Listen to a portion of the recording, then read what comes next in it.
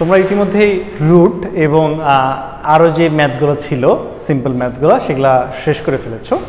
আমরা এখন ইউনিভার্সিটির জন্য খুবই ইম্পর্টেন্ট একটা টপিকে যাব। একটু আগে আমরা বলছিলাম যে আমরা দেখেছিলাম যে কোনো একটা লিমিট দেওয়া থাকবে, এই লিমিটটাতে এক্স টেন্স টু ইনফিনিটি তার হচ্ছে ইয়ে হবে, আর এখানে দেওয়া ছিল x square plus 2x plus 3 by x by x4 plus 5x এরকম একটা কিছু দেওয়া ছিল।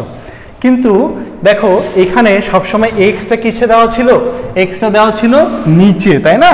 কিন্তু এখন আমরা যে ম্যাথটা করব সেখানে পাওয়ার হিসেবেই সেই এক্স এর পাওয়ারটা এক্সটাকে দেওয়া আছে।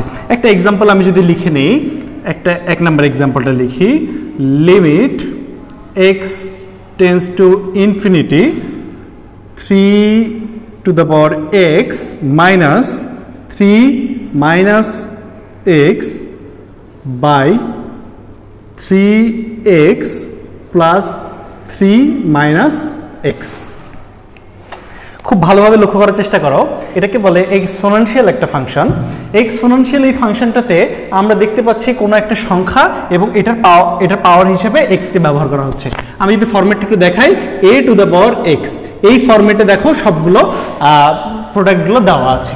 তাহলে এখন এই ধরনের ম্যাথগুলো যেটা আছে, এই ম্যাথগুলো আমরা সলভ করব কিভাবে?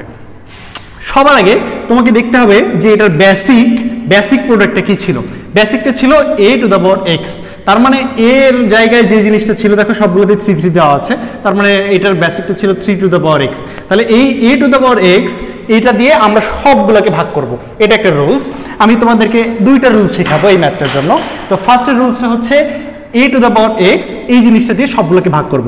তো আমি লিখে ফেলি, limit x tends to infinity 3x কে ভাগ করব কি দিয়ে, 3x দিয়ে। তাহলে 3x divided 3x minus 3 inverse x কে ভাগ করব কি দিয়ে, 3x দিয়ে।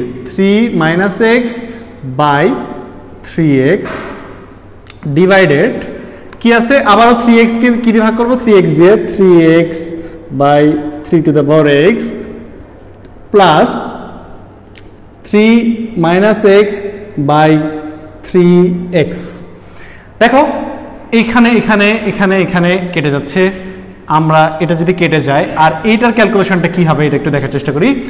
3 minus x by 3 to the power x, এটা কিভাবে হয়, 3x এটাকে যদি একটু আলাদা করে লিখি তাহলে এটা জিনিসটা আসে এইরকম কিছুটা, 3x এটাকে আলাদা করে লিখলাম 1/3x।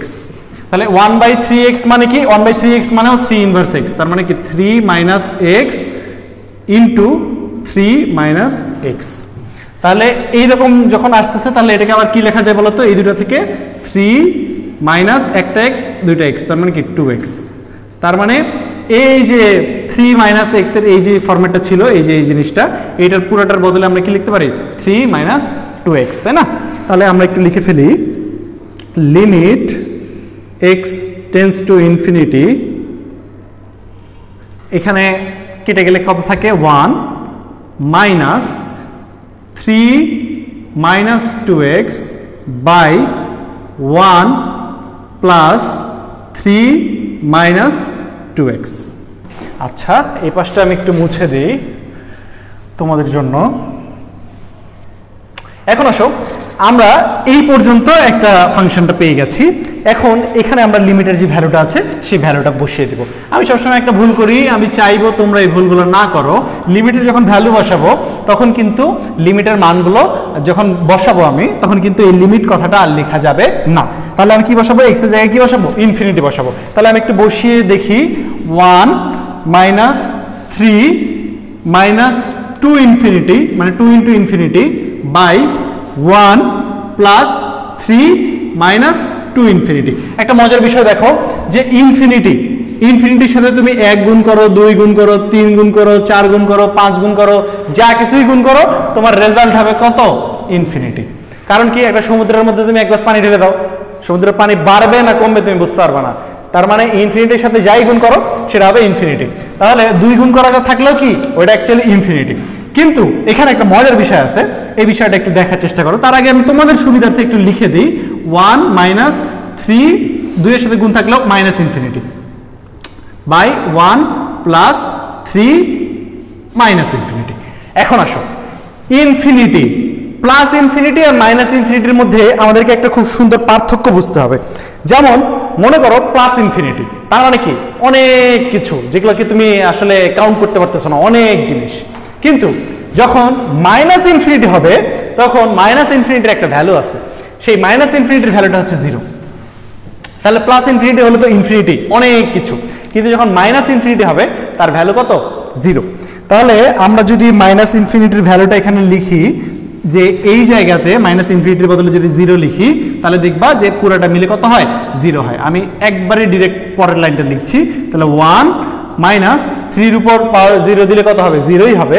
তাহলে 0 by 1 plus 0 equal to 1 by 1 মানে 1 অ্যান্সার।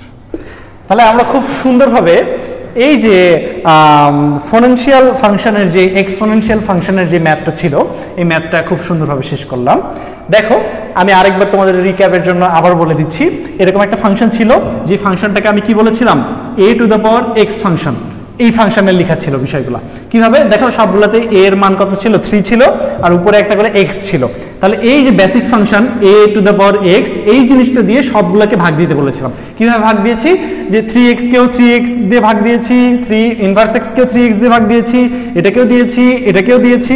দেওয়ার পর কি করেছি? একটু সিম্পলিফাই করে নিয়েছি। কিভাবে সিম্পলিফাই? এটা কেটে দিলে থাকে 1, এটা কেটে দিলে থাকে 1, তার মানে এই যে 1 1 এখানে লিখেছি, মাইনাস এই যে মাইনাস, প্লাস এই যে প্লাস।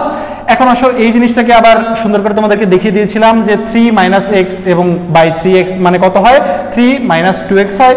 এটাও এখানে লিখেছি, এটা তো সেম জিনিসই ছিল, তাই এটাও এখানে লিখেছি।